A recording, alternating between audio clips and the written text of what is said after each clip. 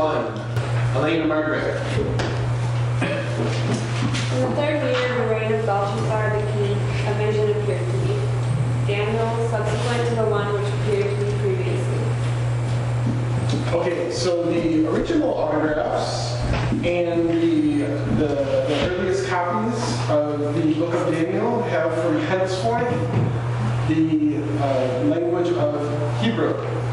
It's Hebrew from henceforth to the end of the book.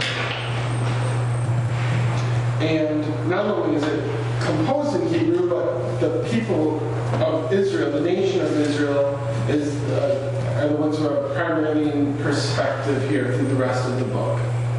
Of course, sometimes they seem to be on the fringes, kind of like in this chapter, to a certain extent, but nevertheless, they are the primary focus of the rest of the book.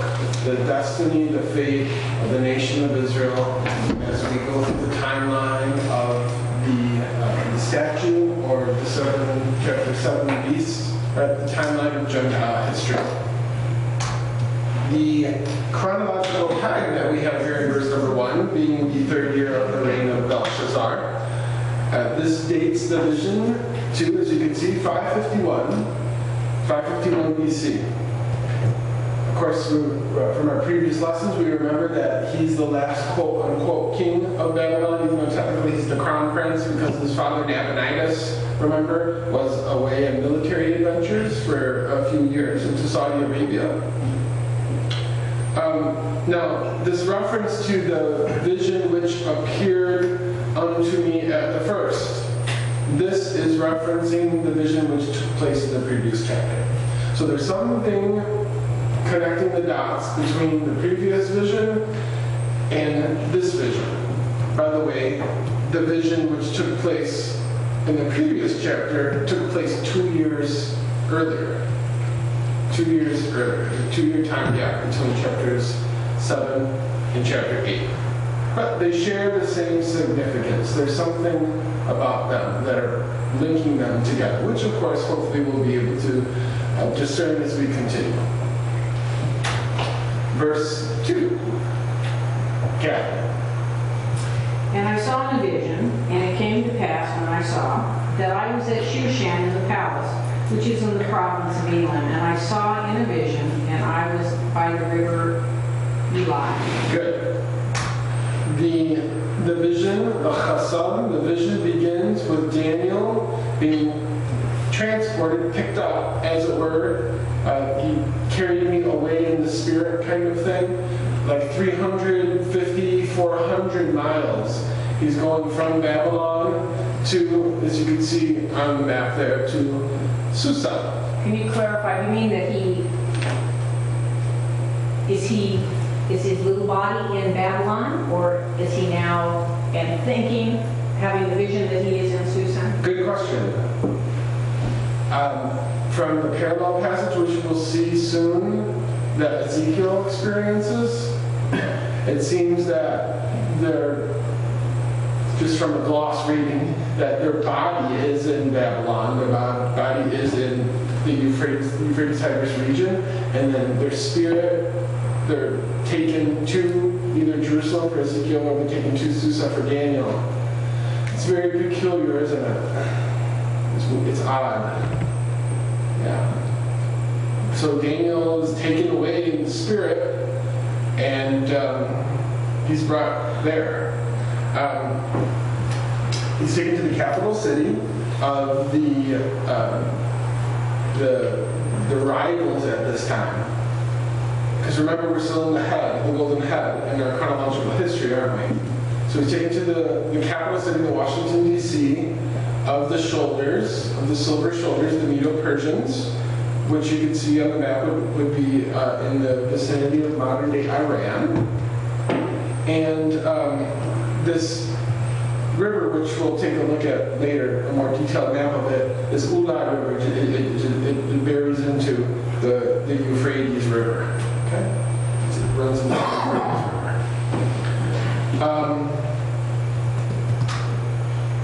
Like Kathy mentioned, the prophet Ezekiel experienced something very similar to this in Ezekiel chapter 8, verse 3, when he was brought from Babylon to Jerusalem.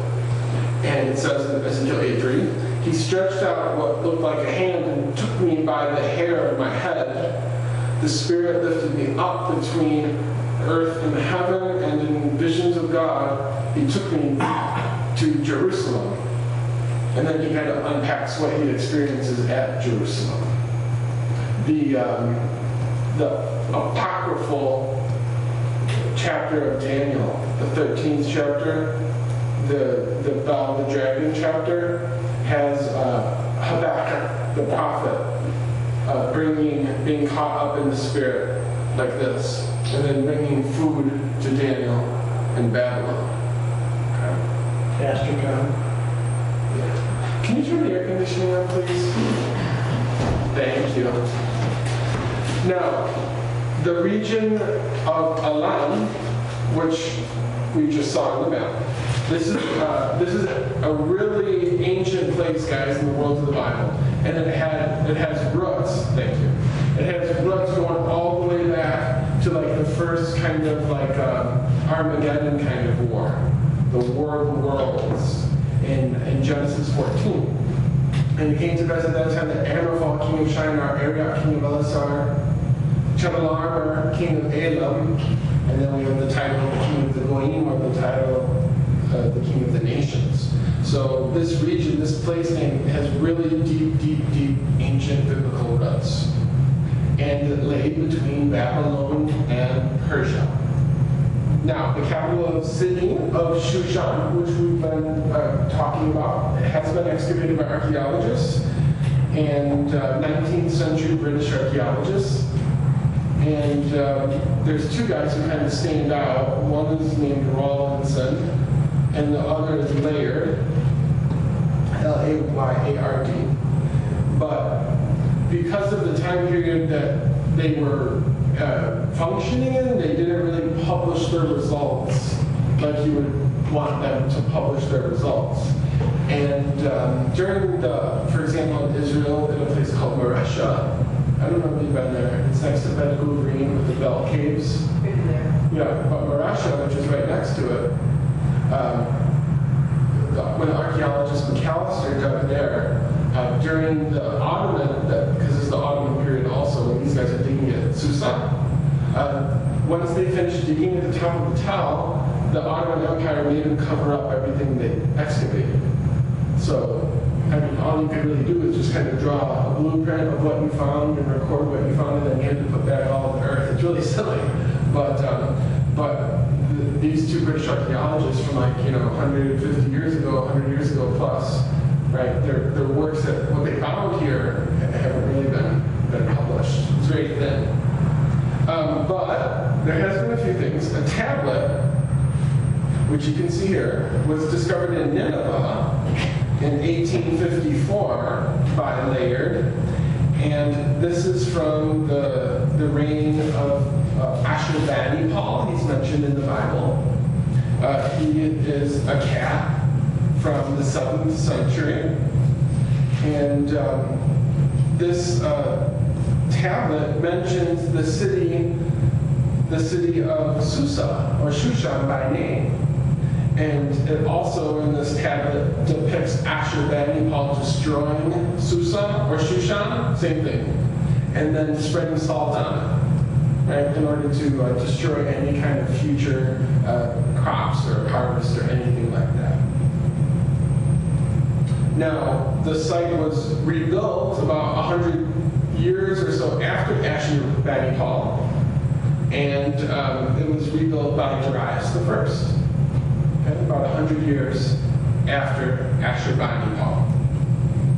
Now, biblically, the city that we're talking about, where Daniel is right now, it's notorious for being the homes of some of the most famous persons in the scriptures. Nehemiah 1:1, the words of Nehemiah, the son of Hakaliah, in the month of Kislev, in the 20th year when I was in the citadel of Susa, or Shushan. Also in Esther 1:2. At that time, King Xerxes reigned from his royal throne in the citadel of Susa. Pretty neat. Also, the site is mentioned in the the apocryphal books, the non-canonical book of Jubilees, 8:21, and it speaks as Balaam, the region, being part of the inheritance, at least according to Jubilees, of the descendants, or the descendants of Shem. Okay? Which makes sense, the Semites, right, being in the Fertile Crescent area. Okay. Now, there's also a long-standing tradition, and there is something to tradition. I was listening to Fiddler on the Roof today, and wait to leave the city, right? Tradition. And one of those traditions has the prophet Daniel buried in Susa, and there is a mosque that is built over his supposed tomb. It's in modern-day Iran, so good luck if you want to survey the site. But it is mentioned by 12th century. That's an old tradition. A 12th century explorer as being there. It was a Jewish traveler, Benjamin of Tudela, T-U-D-E-L-A, and also a 19th century English author. He claims in his book that and he's correct, that the tomb of Daniel dates to what we would call the Islamic period, which can mean like 721 all the way up until maybe like 1517, something like that. 721, because that's when the Muslims first invaded the land of Israel, 721. Okay, so somewhere from 721 to 1517, somewhere in that time period, minus of course the Crusaders, right? And even though the Crusaders probably didn't make it all the way into that part of the Tigris and Euphrates, but if it was seen and recorded by a 12th century Jewish traveler, right? Of course, then it had to be built between 721 and 1200. Once you go in the mosque, that is a shrine, and then the actual tomb itself, according to the legend, right, is in the belly, underneath it, kind of like in the basement. Okay? Is Daniel, you were talking about the Quran before, and Jerusalem's not mentioned, Jesus says, is Daniel mentioned? Do you have any idea? Is Daniel mentioned in the Quran? Good question. I don't know. Good question. I would think so, because he's revered so much that they're going to build a mosque on top of his tomb, Yeah. Okay, so there's a little archaeological, historical, cultural backdrop for the setting of the chapter. Verse 3, Zach. Then I lifted my eyes and saw, and there was standing beside the river a ram, which had 2 horns, and the horns were high, but the one was higher than the other, and the higher one came up at last. Okay, so before we try and unpack what's going on here with this ram, we want to look at some parallels, some links that exist between Daniel and Ezekiel. And one of those links are, and it's an obvious one, they're both in captivity. Captivity, Daniel 8:2, and then Ezekiel 8:3. The second link between both of them is that at least in one of their visions, they're by a river, they're by water. Okay? Both of them, as we previously touched upon, were transported in the spirit. Daniel 8:2 and in Ezekiel 8:3. Both of them had angels appear unto them. Daniel 8:15, Ezekiel 4:30. Both of them are referred to as the Son of Man. Daniel 8:17 and Ezekiel 40 verse 4. And then finally, both of their revelations, they end with, guys, they culminate with the future Jewish temple. And that's in Daniel 8:13. And then, of course, that huge block from from Ezekiel chapter 40 through 48. Lots of links, lots of parallels between the two. If you want to write a paper on that subject for one of your papers, you can do that. The parallels between Ezekiel and Daniel. Nevertheless, the ram. The ram appears on the bank of the river Ulai, with one of his horns, or one of his power sources, right, exalted above the other. And of course, this should remind us of the two arms of silver, and this should also remind us of the lopsided bear. The idea being, look at, though the ram hasn't been identified yet, one power source is stronger than another power source. And though he hasn't been identified in the text, there's a hint. And this is the hint. What is the symbol of America? Exactly, it's an eagle. It's an eagle. That's our symbol. Everyone around the world knows that our symbol is an eagle. The original audience probably would have picked up on the symbolism of the ram being the symbolism, the sign, the American eagle, as it were, of the Persian Empire.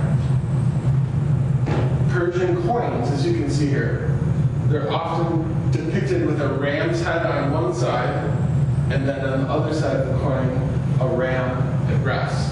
So once you do a little digging into the culture and the world of the Persians, and you find that this is like their American eagle, that should, right, ring a bell, that this may indeed, which it is, we'll unpack it soon, is the Persians, the Medo-Persians, lopsided, right, just like we've seen in previous examples. Okay, verse 4, Mr. Skipper. And I saw the ram charging westward and northward and southward. No beast could stand before him. There was no one who could rescue on his power. He did as he pleased, and he became great. Okay, so the ram, or I should say the kingdom of the ram, pushed through, gored, destroyed his opponents, and expanded his kingdom in every single direction, north, south, west, but what direction is not mentioned in the text? East. Why didn't he expand his kingdom to the east? Because that's the region he originally pushed from. The ram is described as having an army that is just absolutely, totally unstoppable. And of course, this would have been historically fulfilled in the time and the reign of this guy, Cyrus the Great. Cyrus the Great. Now, he conquered, as you can see from the map here, he conquered Asia Minor to the west, Greece, even further western part of Greece, the Medes to the north, Babylonia, the whole Fertile Crescent, Israel, the delta of Egypt, and he did it at his will, quote unquote. Therefore, he became, quote unquote, great and established the greatest known empire in the whole world up until this time. Remember, even though the gold is more precious than the silver, the form of government is more precious than the silver, the silver kingdom is a stronger military empire. It's a stronger element. And the kingdom is larger and greater and wider in length, depth, breadth, height than Babylon. Verse 5. Wesley. But while I was observing, behold, a male goat was coming from the west over the surface of the whole earth without touching the ground. And the goat had a horns between his eyes. Okay, so as Daniel was discerning, trying to figure out and understand the ram and his movements north, south, and west, a he-goat comes from the western corner of the earth, and it comes with such an amazing amount of speed that it's described as not touching the ground. Now, that is to say, the speed with which the military of this kingdom moved was unparalleled. It had never happened before in the history of the earth that the military could move so fast as that this kingdom moved. Now, of course, the goat's speed should, of course, then remember the links with the previous chapter remind us of the leopard is having 4 wings. Now, the goat originated from the opposite side, the opposite realm of the ram, the west. Remember he pushes from the east. And he is depicted as being, in this verse, he's depicted as being governed or ruled by a conspicuous person, a power person, who is characterized here as having only one horn, a monolithic rule. A monolithic rule. The goat has one big horn coming like a unicorn. And that is then to be compared to the 2 horns that are coming out of the goat. Or the ram, I should say. Now, though the goat, like the ram, hasn't been spelled out chapter and verse by Daniel, once again, if we do a little background, a little digging, we find that the imagery here of a goat was very common on Greek coins. It was officially used as one of the symbols of the Greek Empire. And as you can see, Greek coins often depicted the symbol of a goat. Verse 6. Jane? He came toward the 2-horned ram that had seen standing beside the canal and charged at him at great range. Okay, so after traveling thousands of miles from the west, the goat head on, the kingdom of the goat confronts the kingdom of the ram in the heat of anger on or in the ram's home territory in the east. Okay. Verse 7. Kathy? And I saw him come close unto the ram, and he was moved with choler against him, and smote the ram, and broke his 2 horns, and there was no power in the ram to stand before him. And he cast him down to the ground, and he stomped upon him, and there was none that could deliver the ram out of his hand or his paw. Okay.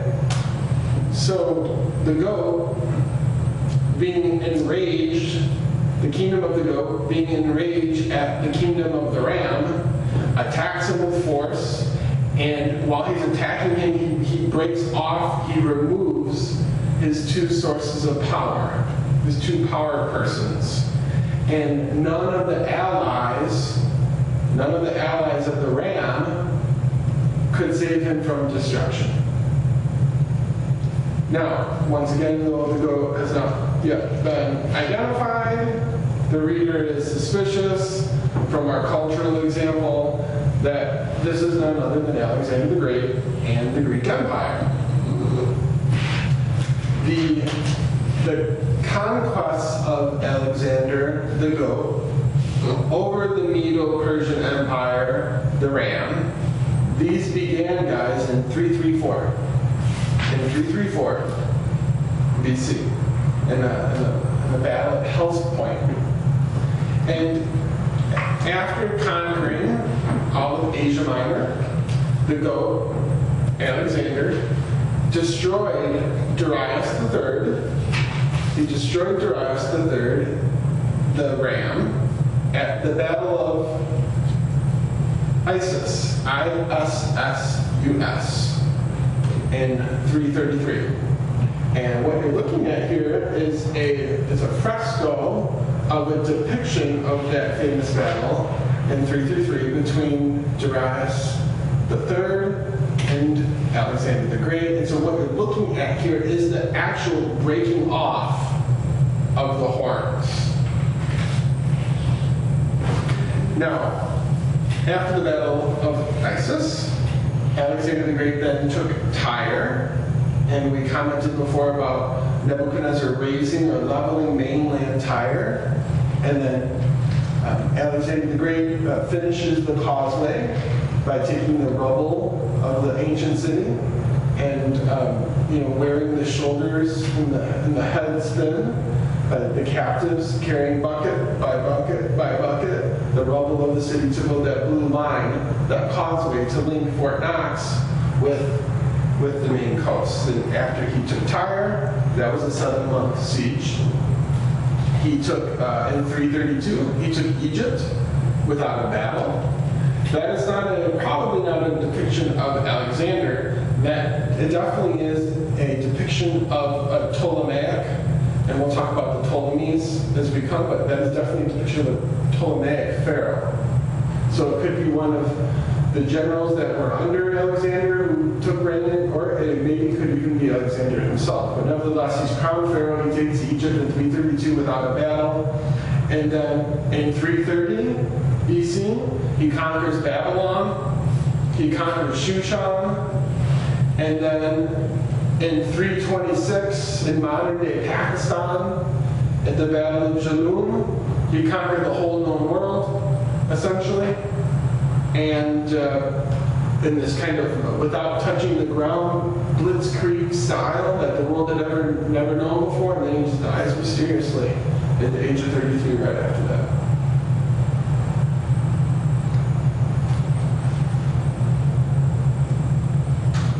Verse 8. Elena. Then the male goat magnified himself exceedingly, but as soon as he was mighty, the large horn was broken, and in its place there came up 4 conspicuous horns toward the 4 winds of heaven. At the summit, the apex, the zenith of his career, the power of the goat was suddenly broken and instantaneously removed or taken away, i.e., the death of Alexander the Great.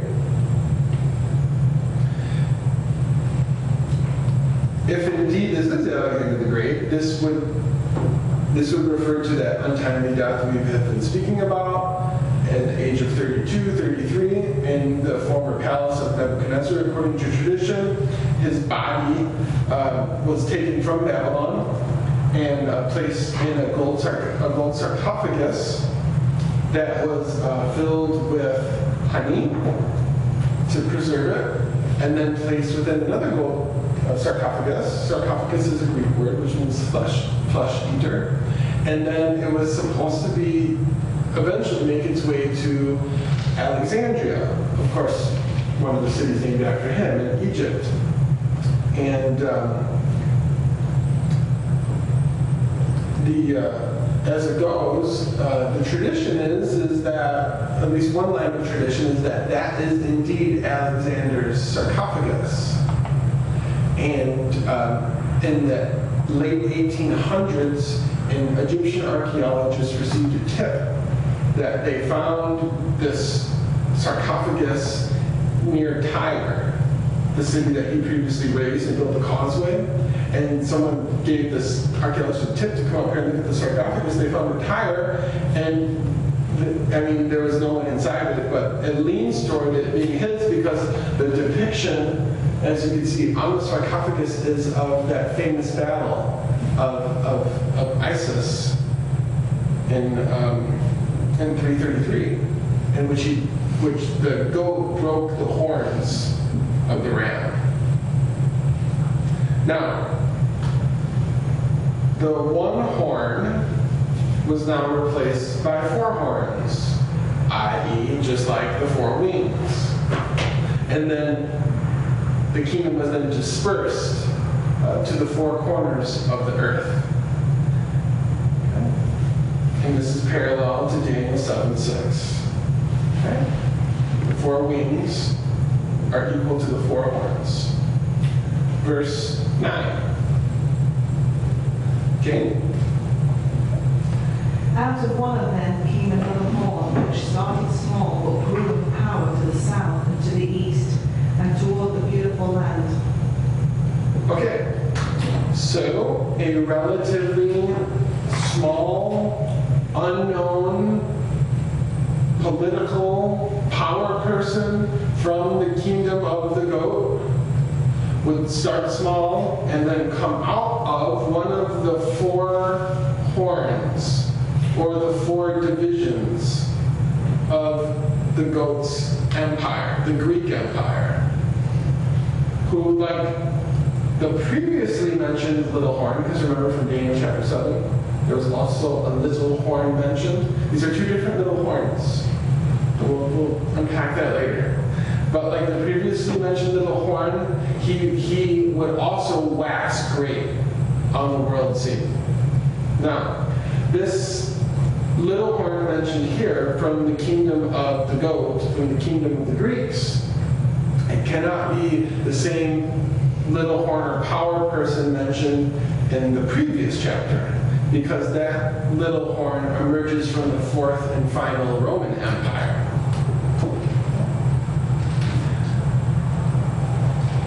Now, great attention is given in verse 9 to this person coming from the north, the northern part of the Greek kingdom, and therefore already he possesses the west, his home base, Greece.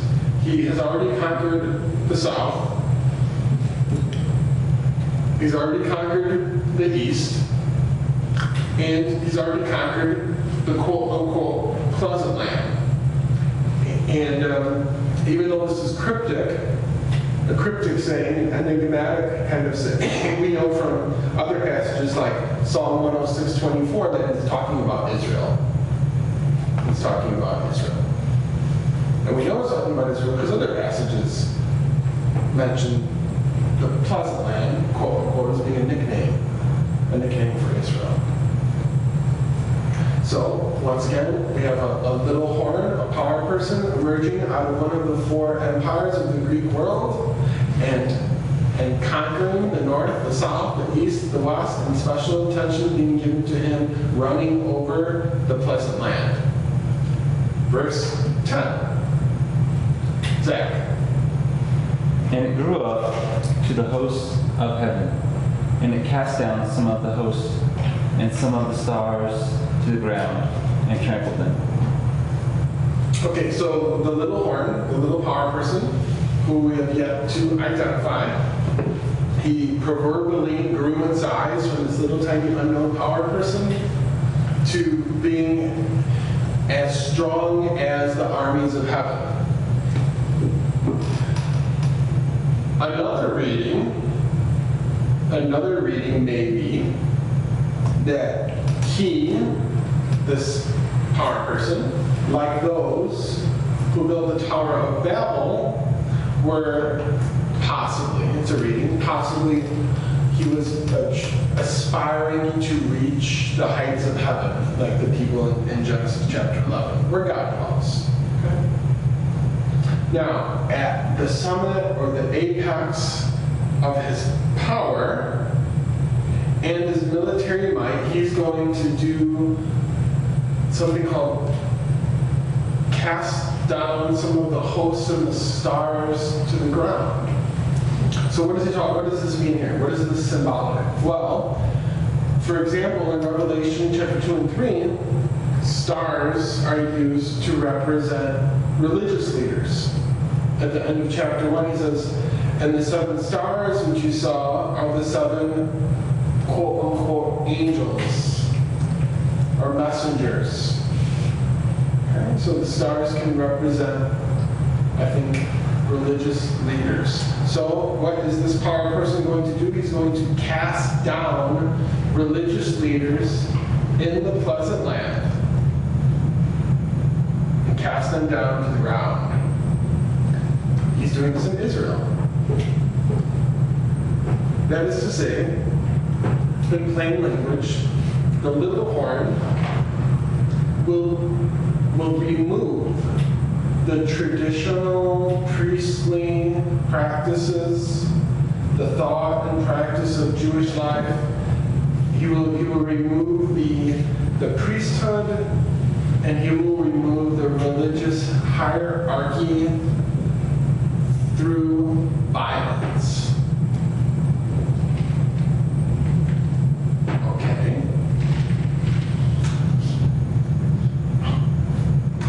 Verse 11. Wesley.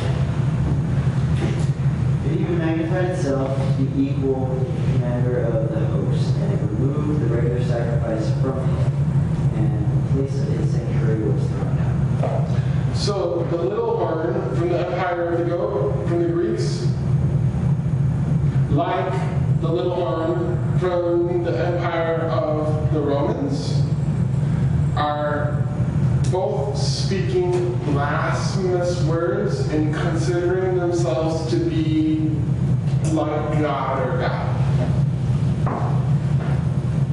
Remember we talked about that word at the side of last week?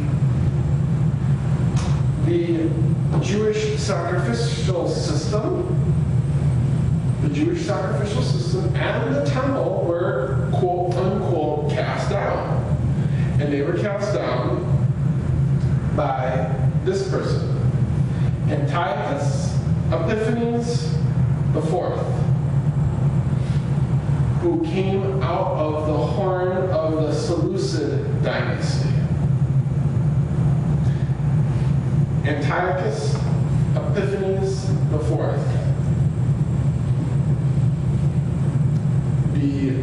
The intertestamental book, the non-canonical book, Maccabees, is going to be a real important primary source for us to understand what's going on in this chapter, as well as other Maccabees books in chapter 11. We won't be able to understand some of this chapter. We won't be able to understand chapter 11 without Maccabees.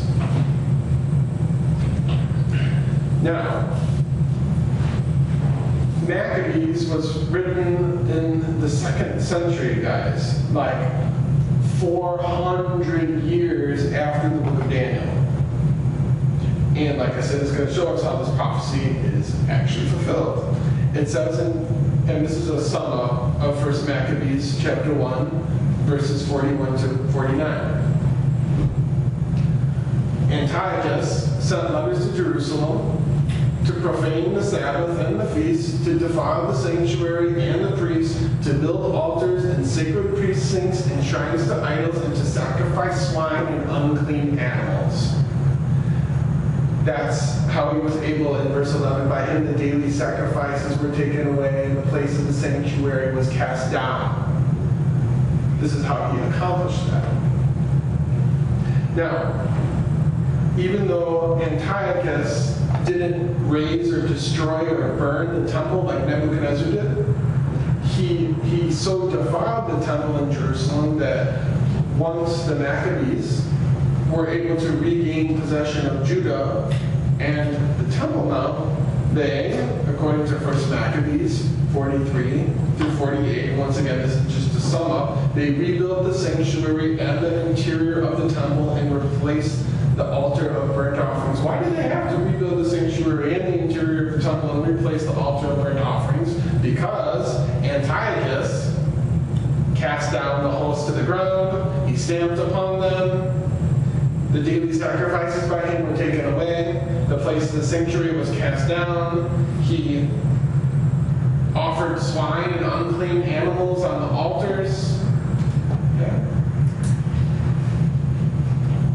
Verse 12. Yes, When it question. says by the letters, what you said up there, by letters he did that? Does that mean by order he did it? Yes. He didn't actually do it himself? Probably not.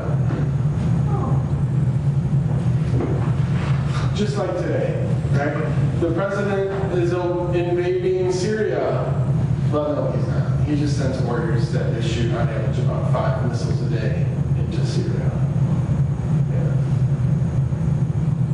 Verse 12. Jane. Because of rebellion, the host of the saints and the daily sacrifice were given over to it. It prospered in everything it did, and truth was thrown to the ground. So the sins previously mentioned in verses 10 and 11 that were committed by the little horn, okay, these are going to give him momentum. These are going to empower him to then, after he does everything we just read about in 1 Maccabees 1, to subjugate the Jewish people and to put an end to sacrifice and to destroy or to debase the Word of God, the Torah. Now, once again, 1 Maccabees, chapter 1, verses 56 and 57. Interpret this verse for us. It says, the books of the Torah which they found, i.e. the Seleucids under Antiochus IV, they tore in pieces and burned with fire, where the book of the covenant was found in the possession of anyone, or if anyone adhered to the Torah, the decree of the king, Antiochus IV, condemned them to death. This is how the daily sacrifice was taken away, and truth was cast down to the ground.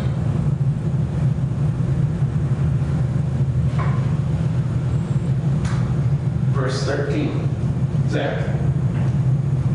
Then I heard a holy one speaking, and another holy one saying to that certain one who was speaking, how long will the vision be concerning the daily sacrifice and the transgressions of desolation, the giving of both the sanctuary and the host to be trampled underfoot?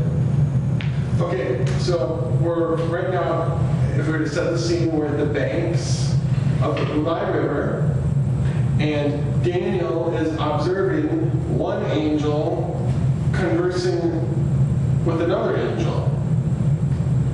How long, A, the Jewish people and their sacrificial system and their adherence to the Torah, and then D, the temple itself are going to be defiled. That's the questions. A, how long will the people? B, how long will the sacrifices? C, how long will their unfettered adherence to the scriptures? And then D, the temple itself, how long will they be defiled? And how long will these things be persecuted by the little horn Antiochus? Verse 14. Mr. Skipper. It is said unto me, for 2,300 evenings and mornings, then the sanctuary shall be restored to its rightful state. Now, the previously mentioned little horn in chapter 7 from the Roman Empire is also given a boundary of time, 42 months. Whereas this little horn is given 2,300 days to foam out his own shame. Now, 1 Maccabees, once again, informs us that the temple, the holy place, was cleansed or restored in 164 BC. That would be in our calendar, the Gregorian calendar, 164 BC. 1 Maccabees 1, 4, 52 through 59, just summarizing the last two verses. Now that the Jews had removed the shame which the Gentiles had brought, i.e. the Seleucids under Antiochus defiled the temple, and they held a great celebration, i.e. the Maccabees now had control over the Temple Mount precinct and Judah. Verse 59, then Judas, his brothers, and the entire community of Israel decreed that the rededication of the altar should be celebrated with a festival of joy and gladness at the same time each year, beginning on the 25th of the month of Kislev and lasting for 8 days. And of course, this then gives birth to the Jewish holiday of Hanukkah, which even the Lord Jesus celebrates. In John chapter 10, verse 22. John 10:22, then came the festival of dedication in Jerusalem. It was winter, every December. Now, working backwards 2,300 days from the winter of 164 BC, we can somewhat pinpoint the defilement of the temple by Antiochus IV is taking place in 167. Oh, excuse me, 170. In 170 BC, in the autumn or winter of 170 BC, approximately.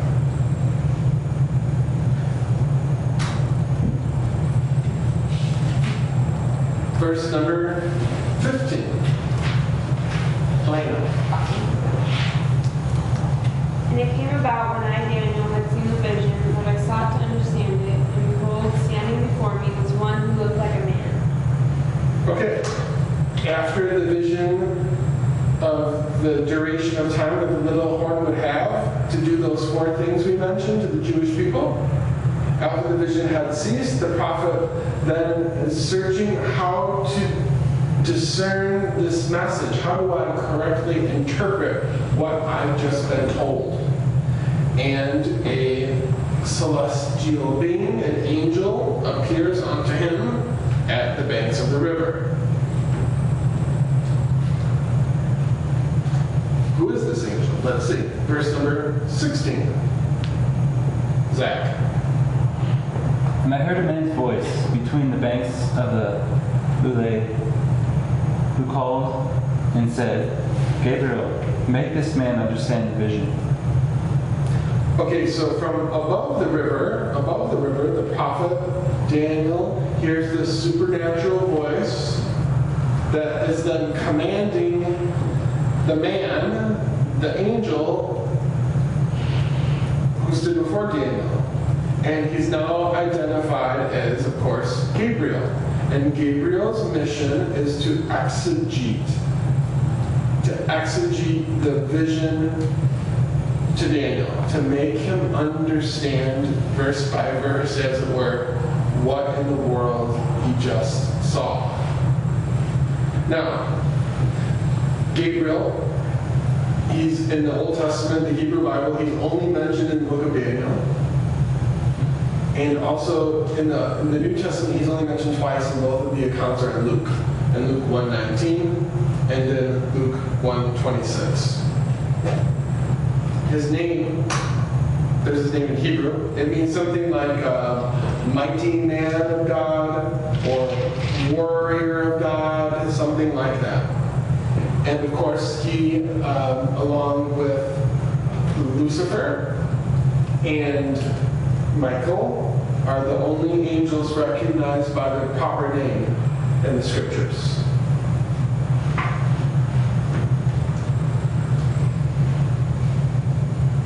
One time I was in Mexico City, and I just got back from seeing these pyramids at this place called Teotihuacan, called the City of the Dead. And I was doing evangelism by myself in the town square of Mexico City. Of course, I stick out like a sore thumb because everyone, kind of blends in there, at least from my perspective.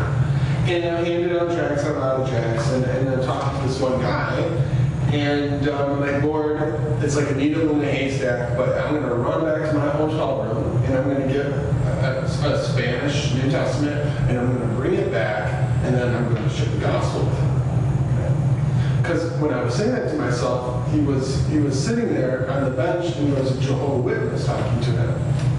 So I ran 20 minutes back to my hotel room, the San Antonio Hotel, don't stay there, and ran back to the square, that was 10th row, and he was gone. I mean, how are you going to find him? It's a city of 30 million people. And then out of the corner of my eye, I found him. I found him out of the corner of my eye. And I sat him down on the bench, and I ripped up the Jehovah's Witness literature and told him why I did that after I ripped it up. And then I opened the New Testament, and I shared the gospel with him, and then I'm not sure what to make of it, but a man walked up to me in perfect English, and he said, "What's your name?" And I said, "My name is Thomas." And then he was walking away, and then I said, "What's your name?" And he said, "Gabriel." And she stopped. No. And I thought upon that for a while. Yeah. You never know. You never know. Yes. Were you in Mexico with that other story when you started reading scripture really loud? Because people were... Yes, I was. That was another Mexican. That was the same trip. Yeah. Whenever you're walking down a dark alley and you have thugs who are hot on your heels, just like quote the death of Jezebel in English, very loud. You know, throw her down! And they threw her down, and some of her blood was sprinkled on the walls and on the horses, and they trode her underfoot. And I think you're a crazy American who's friendly. Okay, verse 17. Verse 17. Zach. So he came near where I stood, and when he came, I was afraid and fell on my face. But he said to me, "Understand, son of man, that the vision refers to the time of the end." Okay, so when Gabriel approaches Daniel, you can you can see, like in other similar situations, like in Revelation 19:10, and I fell upon my face to worship him. He fell to the ground, his face was buried in the earth. And this is also in 1 Samuel 25-23.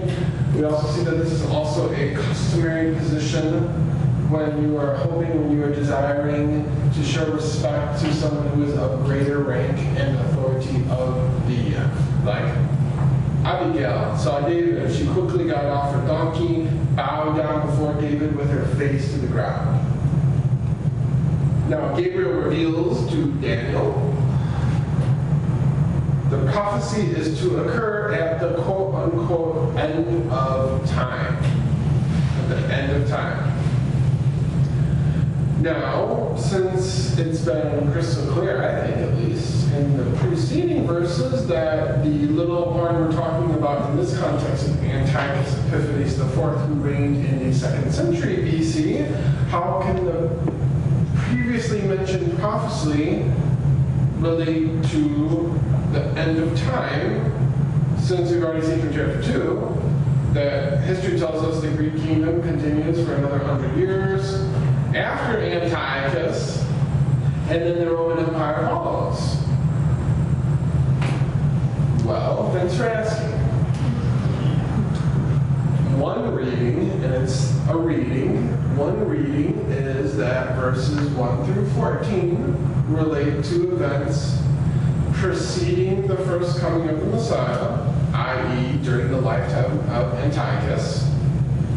And verses 17 through 26 relate to end of the world events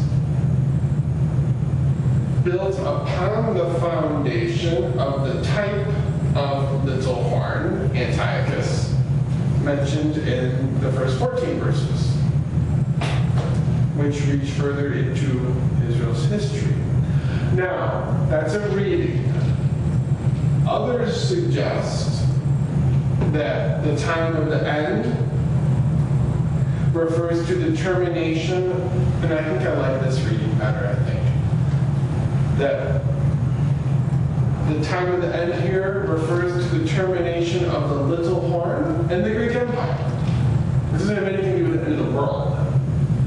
The time of the end. You're reading it too literally. You're taking it too wooden. Okay?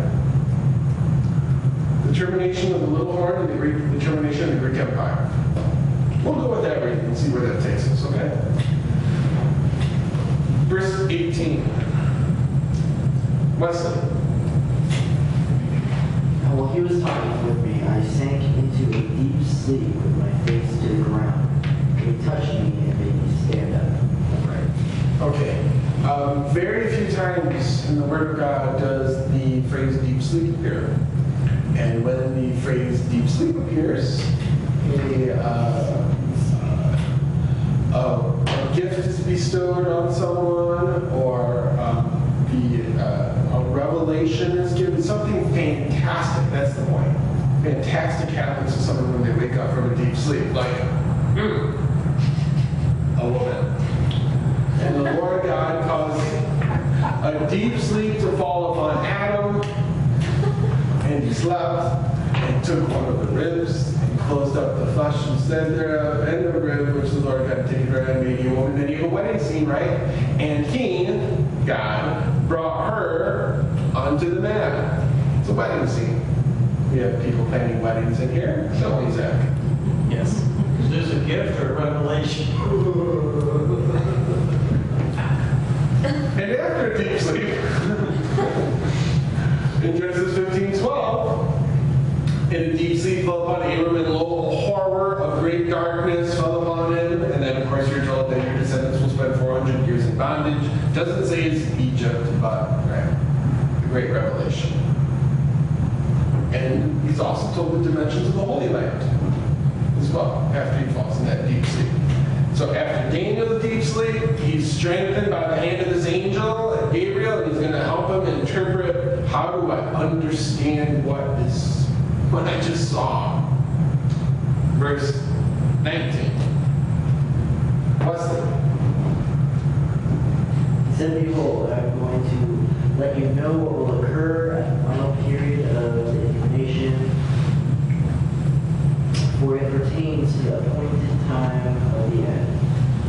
Okay, so the prophet who dimly understands the vision is going to be comforted by Gabriel, who will inform Daniel that he will tell him and us, the anxious reader, about the quote-unquote appointed time. And how that quote-unquote appointed time, how it relates to the nation of Israel. It doesn't have anything to do with how it relates to the church. It doesn't have anything to do with how it relates to you. It has to do with how it relates to the nation of Israel at the end of time. Okay? There it is. Verse 20. Verse 20. Mr. Skipper. As for the ram that you saw with 2 horns, these are the kings of Media and Persia.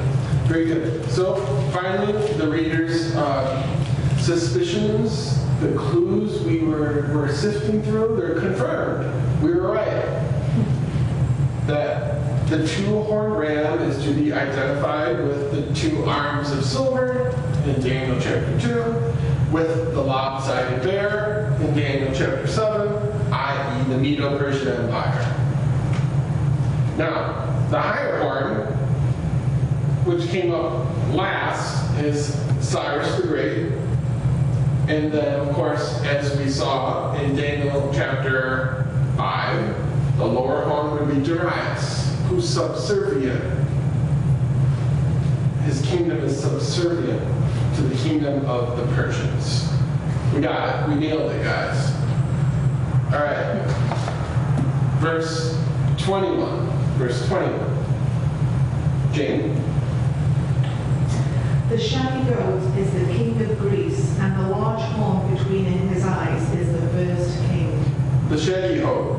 The shaggy goat. It's not one of the guys on campus who needs a haircut. Okay. We were correct. We were correct once again. The goat is identified as the Greek Empire. And the great horn, of course, is that good-looking guy, Alexander the Great. The first and the primary king of the worldwide Greek Empire.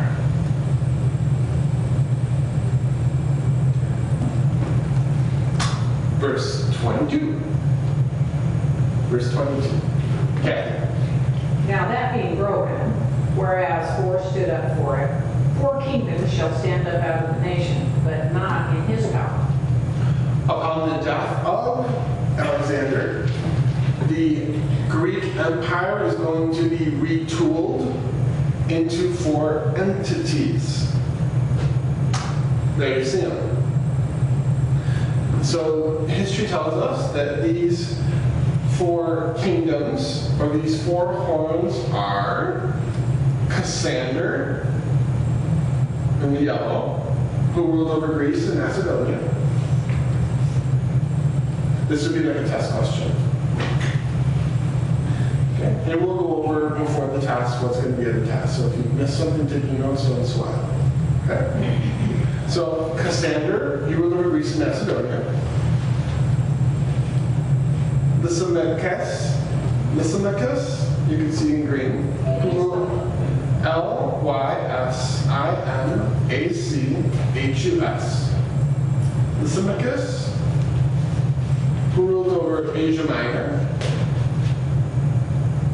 Antigonus. Now, Antigonus, guys, would later become the Seleucids. And we're going to talk about the Seleucids a lot in chapter 11. So, Antigonus later becomes the Seleucids. So, Seleucids would be a correct test answer. That's fine.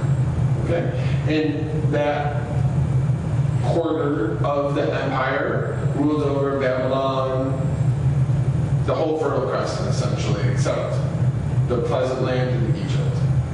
And then Ptolemy, the 4th and final kingdom, or horn, ruled over, as you can see, Egypt, Israel, and Arabia. Are we going to get to it, or maybe this is silly, but how did Epiphanes IV, Who's a Seleucid? who's a Seleucid, take over a Ptolemy area of Israel? Oh, thank you so much for asking. You're going to have to read chapter 11. Chapter 11. That's all chapter 11. Okay. That's a good question, though. See chapter. Because you would think they're friendly, right? Because they're coming from the same root. At first reading, right? Oh, no. Now, attention is given that the unified Greek Empire, at least at first it's unified, it's going to become weak. Or, that is to say, it's not going to have the same power that the kingdom had under Alexander. Because you can see, 4 kingdoms shall stand up out of the nation, but not in his power. There's a division of strength. Verse 23. Verse 23. Mr. Skipper. In the latter end of their kingdom, when the transgressors have reached their limit, a king of bold face, one who understands riddles, shall arise. Okay, so towards the end of the reign of the Greek Empire, when their iniquity has become full,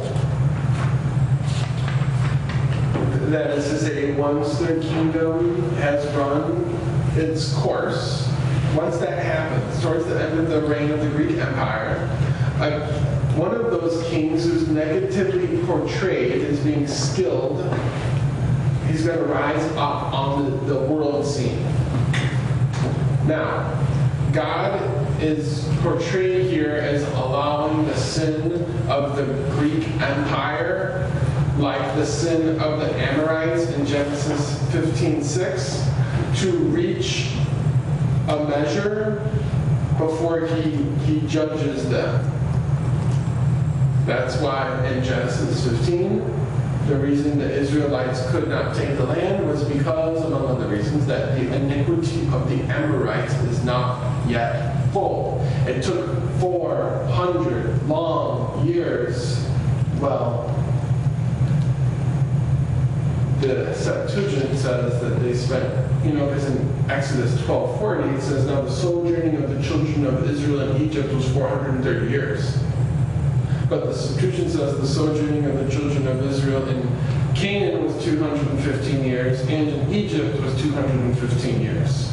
big difference between spending 430 years in Egypt, or what it's talking about is from the time Abraham entered into the land until the time of the Exodus was 430 years.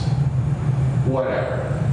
The measure has now met. It's overflowing with sin, the Greek Empire is, and so now it's time to be judged. And since the king arises from the previously mentioned, in verse number 22, the previously mentioned Greek Empire, this has to be this person that's none other than Antiochus Epiphanes IV. There he Does it is. say anything about understanding dark riddles? That's a strange saying, isn't it? It says the same thing about Daniel, doesn't it? In Daniel chapter 5, when he's in the throne room of Belshazzar. That's a skilled in intrigue. Or skilled in intrigue is probably a much better translation. Yeah, political intrigue. And we'll unpack, once we get to chapter 11, what kind of political intrigue or treachery that Antiochus Epiphanes IV employed to get the throne, to get the Seleucid throne. What he did to obtain it was just that. Treachery, skill, etc. Verse 24. Elena. His power will be mighty, but not by his own power. He will destroy to an extraordinary degree and prosper and perform his will. He will destroy mighty men and the holy people. So the little horn, Antiochus IV, he's kind of portrayed, guys, as almost having like some kind of like supernatural power, some kind of possessed power.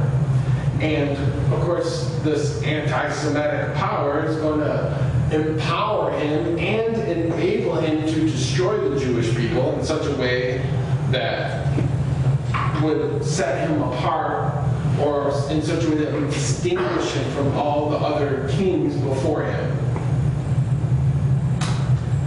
Once again, the intertestament book of 2nd Maccabees tells us how this verse was fulfilled. How is his power mighty and not by his own power? How did he destroy wonderfully? How did he prosper? How did he practice? How did he destroy the mighty and the holy people? 2nd Maccabees 5, 11 through 14 tells you. He, Antiochus, became as furious as a wild animal. He left Egypt and took Jerusalem by storm, giving his men orders to cut down without mercy everyone they met and to slaughter anyone they found hiding in houses. They murdered everyone. And the ... that includes little babies crushing their heads on rocks, everything you can think of. They murdered everyone in Jerusalem. Jerusalem lost 80,000 people that day. 40,000 put into captivity, 40,000 slain. That's how this verse is fulfilled. The latter part of the verse, he destroys the mighty and the holy people. Right here, 2nd Maccabees 5, 11 through 14. You have to see, we need to know Maccabees. If you don't know Maccabees, Maccabees is the key that unlocks Daniel chapter 8, Daniel chapter 11, etc. Verse 25. Zach.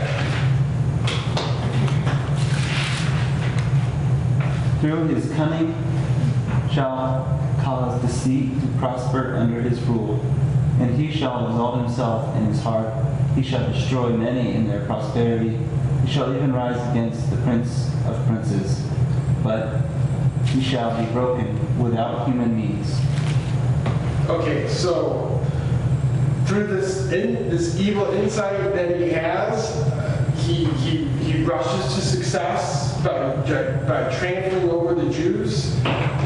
He magnifies himself. How does he magnify himself in his heart, like verse 25 says? Well, he probably magnified himself in his heart by making those under his subjects, those under his authority, his rule, to call him Epiphanes.